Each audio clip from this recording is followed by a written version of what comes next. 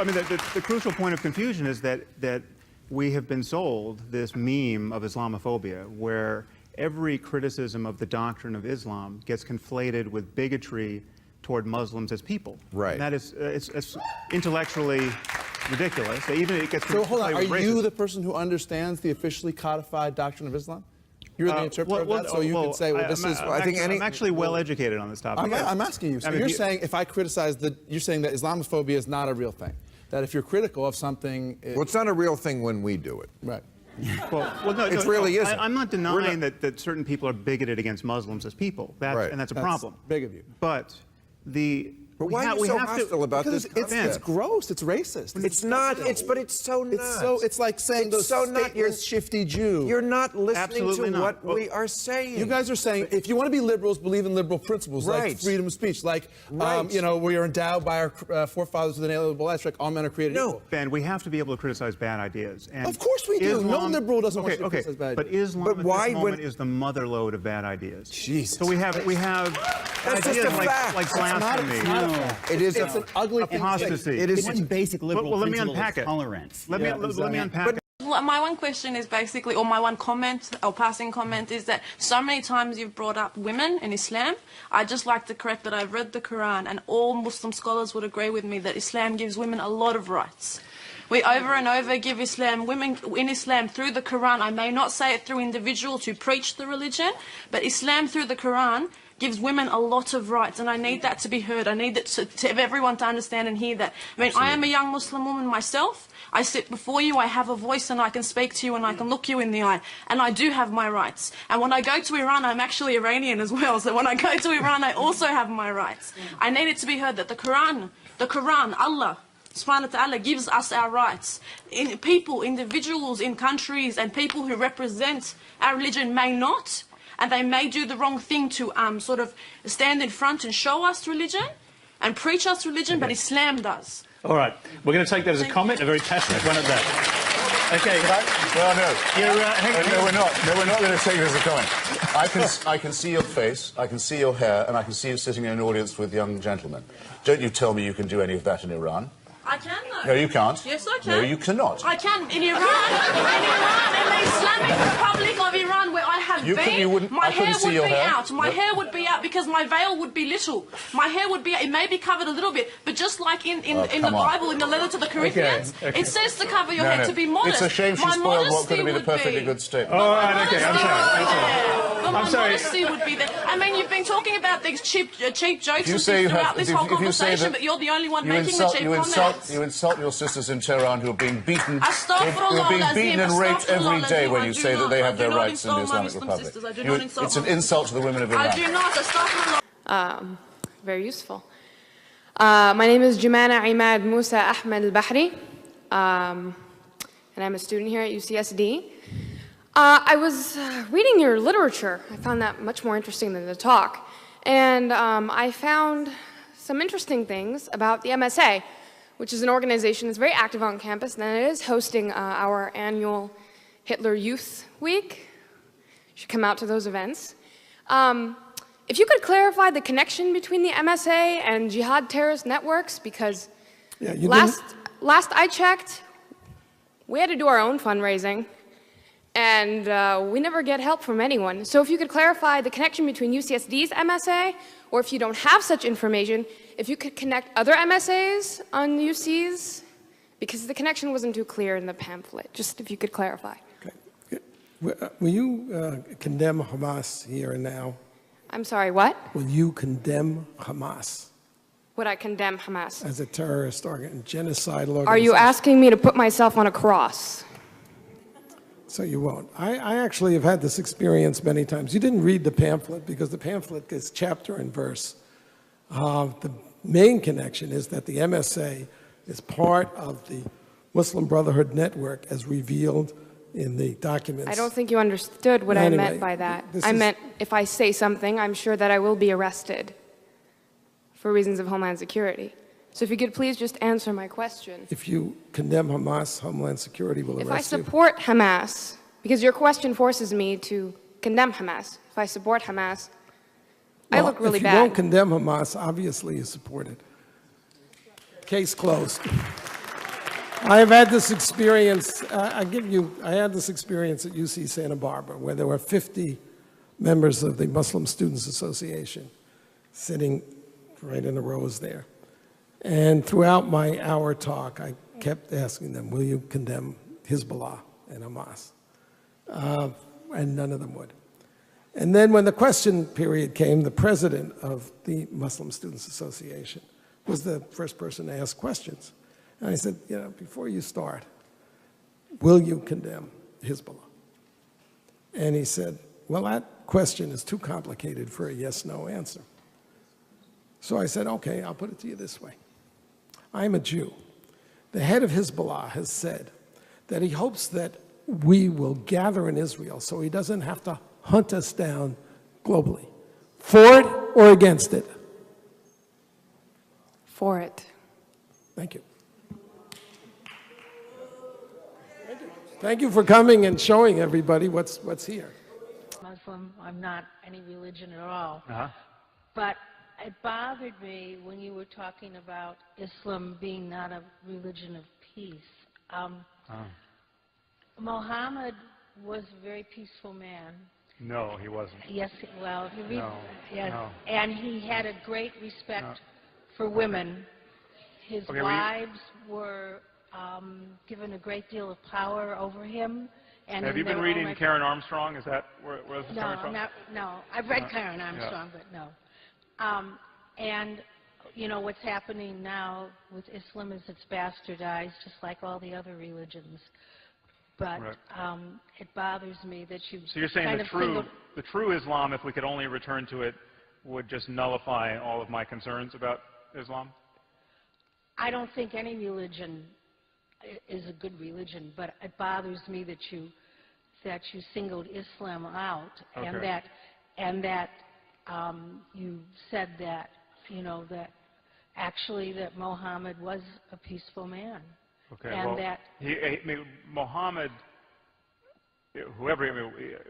who knows who Muhammad was? I mean, Muhammad's actually closer to history than Jesus and many of the other patriarchs, so we know more about him. But obviously, there's a lot of uncertainty about what's factual. But the example of Muhammad, as held in Islam universally, is not of a pacifist. He was a conquering warlord who spread the faith with the sword quite successfully. And the expectation is this is a way of being in the world that is by example totally justified. Now this is different from Jesus. Jesus did not spread the faith with a sword. He was essentially a hippie who got crucified. Now that's a different example, and it's a difference that is a benefit to Christianity at the moment, because Christianity, in Christianity, you can come up with a rationale for saying, listen, it's not about conquering the world. It's not about winning in this life. We just got to wait for Jesus to come back and get raptured. But you can't really do that in Islam. I mean, Christianity has a line like, render unto God that which is God, and unto Caesar that which is Caesar's. And that line from Matthew, has done huge work to separate Christianity from claim upon terrestrial power. Now, it's imperfect work, and there are a lot of crazy Christians who want terrestrial power, but at least there's some rationale within Christianity for doing that. That rationale doesn't exist in Islam. There's no line in the Quran which says, listen, guys, this is not about politics, it's not about controlling people's lives. You can be privately religious and let everyone else flourish. But the subjugation of women was not something that Muhammad was you're just not. Please just go read the Quran and read some significant. Okay, well then surely you read the part in the Quran which talked about husbands scourging or whipping, depending on the translation, their wives who are disobedient. Now, that's in Judaism also. What was that? Okay, okay, so it's in Judaism, but I will grant you that the worst books ever written were in the Old Testament. Okay, but there's a reason why Jews are not stoning their wives for adultery at this moment in history, and we can talk about those reasons. What I said about Islam was intended to counter exactly the presuppositions you are now bringing to me. I don't have time to do it here, but I can only invite you to read more on the subject, because we are deluding ourselves with a lot of wishful thinking. I mean, we are desperate to believe that all of the problems in the world are of our own making. If we could just spread more money around and behave better on the global stage, people will treat us well. I am here to ask you a simple question. I know that we portray Islam and all Muslims as bad, but there's 1.8 billion Muslim followers of Islam. We have 8 million plus Muslim Americans in this country, and I don't see them represented here. But my question is, how can we fight an ideological war with weapons? How can we ever end this war? The jihadist ideology that you talk about, it's an ideology. How can you ever win this thing if you don't address it ideologically? Great question. I am so glad you're here, and I am so glad you brought that up because it gives us an opportunity to answer. What I find so amazing is since the beginning of this panel, which we are here about Benghazi attack against our people, not one person mentioned Muslims. We are here against Islam, or we're launching war against Muslims. We are here to discuss how 4 Americans died and what our government is doing. We were not here to bash Muslims. You were the one who brought up the issue about most Muslims, not us. And since you brought it up, allow me to elaborate with my answer. There are 1.2 billion Muslims in the world today. Of course, not all of them are radicals. The majority of them are peaceful people. The radicals are estimated to be between 15 to 25%, according to all intelligence services around the world. That leaves 75% of them peaceful people. But when you look at 15 to 25% of the world Muslim population, you're looking at 180 million to 300 million people dedicated to the destruction of Western civilization. That is as big of the United States. So why should we worry about the radicals, 15 to 25%? Because it is the radicals that kill. Because it is the radicals that behead and massacre. When you look throughout history, when you look at all the lessons of history, most Germans were peaceful. Yet the Nazis drove the agenda. And as a result, 60 million people died. Almost 14 million in concentration camps. 6 million were Jews. The peaceful majority were irrelevant. When you look at Russia, most Russians were peaceful as well. Yet the Russians were able to kill 20 million people. The peaceful majority were irrelevant. When you look at China, for example, most Chinese were peaceful as well.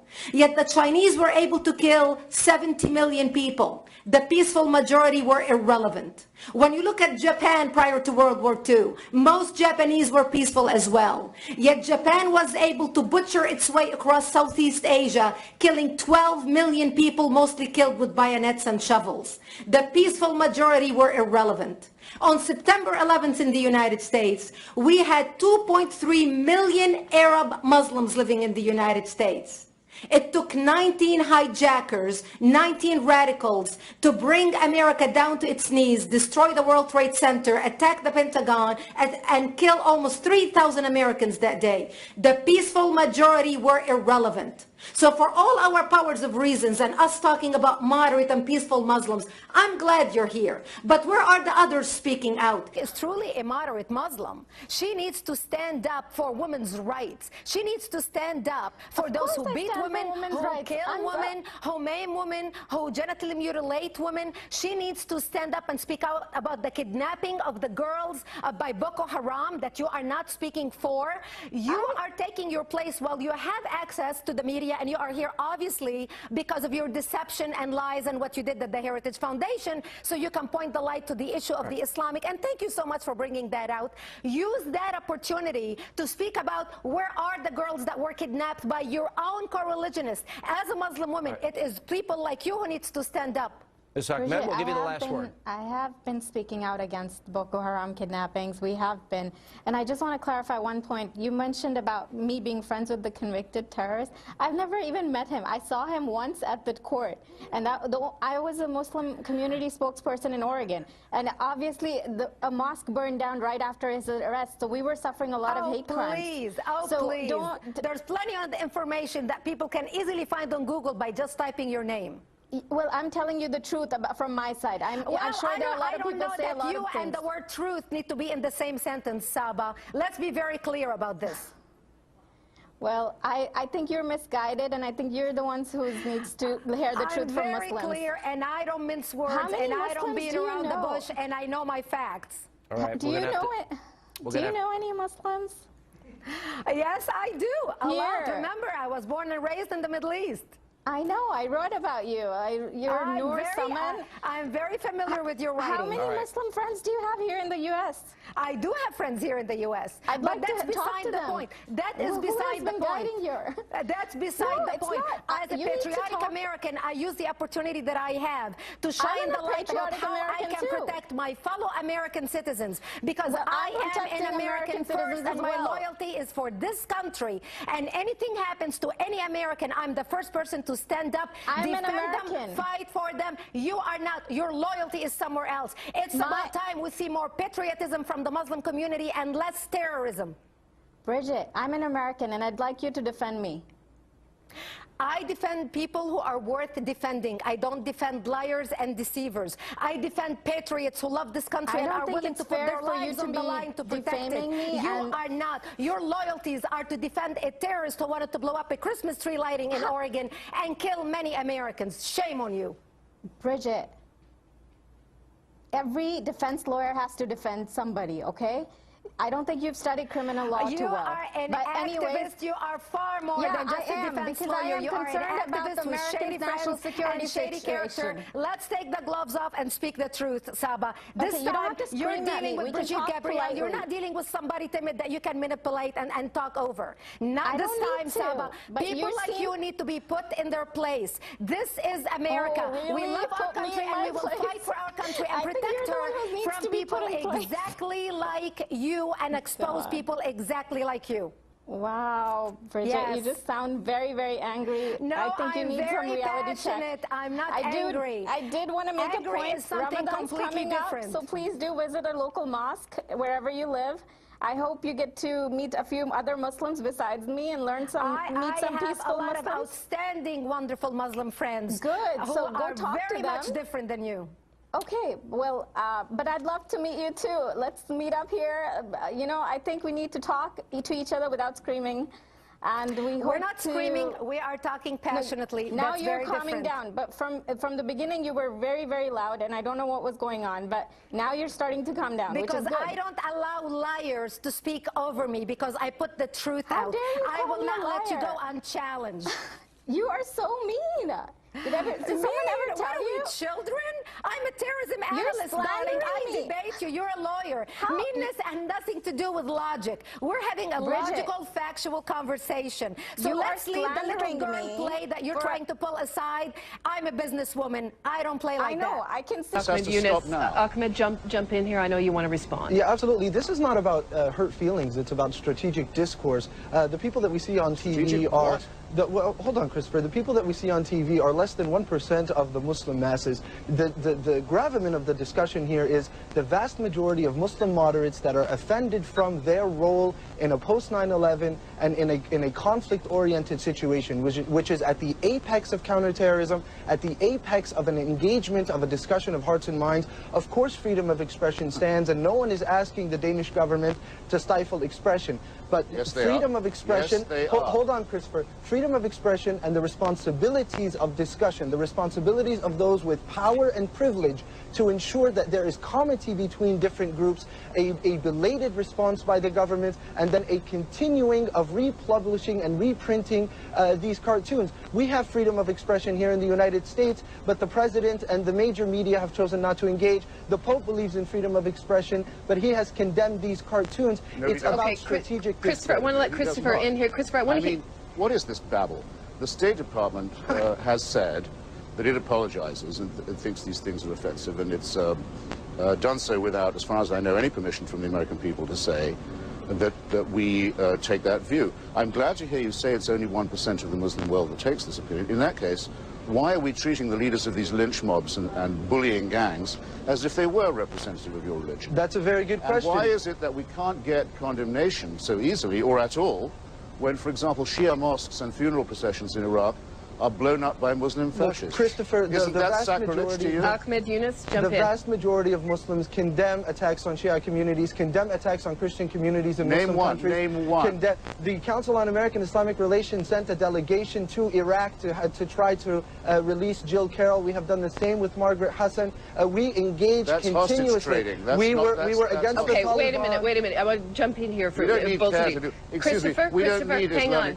Christopher, I got to jump in here because the point is made here, and this comes up over and over again, that when we talk about the most radical of Muslims, they're the ones who get the attention. The whole of the faith gets painted with this brush by the kinds of pictures we're showing today of burning buildings. As awful as it is there a fair point being made here that this clearly is not representative? Absolutely, and if we look at Christopher, please. Well, that's for Muslims to decide. If they want to condemn this, they can, but actually a lot of Muslim governments have instead, and authorities, have instead joined the condemnation of the cartoons and urged the Danish government to bring pressure on the free press in Denmark. Because it's absolutely outrageous. They are opportunists. State actors and non-state actors that are taking this opportunity to pursue their ends is a different discussion. What we are discussing now is why would we offend the very identity of 1.2 billion people who are needed for us to end this era? No, that's not the question. That's not the question at all. Why are there anti-Semitic cartoons published all the time in certain Muslim press and Arab press? Let's talk about the anti-Semitic cartoons